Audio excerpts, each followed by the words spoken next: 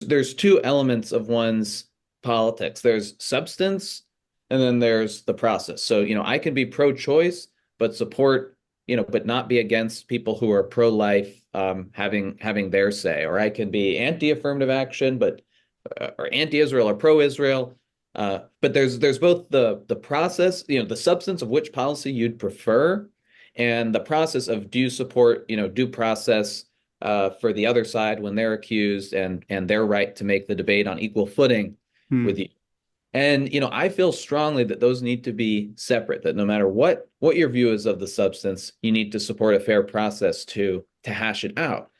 A more cynical view of, human nature is, there's really not a difference. When people are saying they support free speech, that's just because they want speech that goes against the current conventional wisdom and they want to overthrow it. And once they're in charge, they don't want as much free speech. And, that's arguably what kind of happened with the free speech movement on campus, which was a left-wing movement and spoke to these high principles of free speech.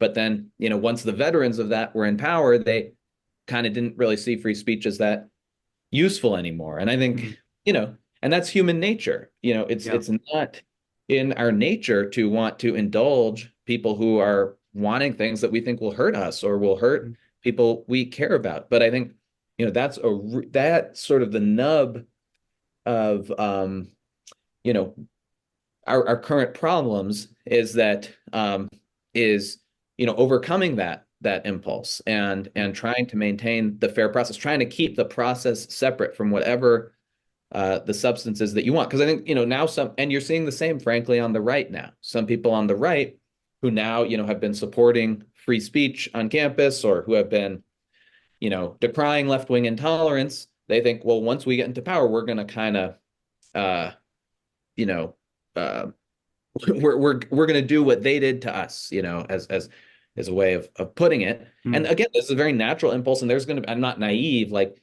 of course, there's going to be some bias based on your policy preferences. But I think on the whole, that's something that has to be resisted because um, it ultimately, it just leads to the collapse of these principles that make it possible to have a free debate.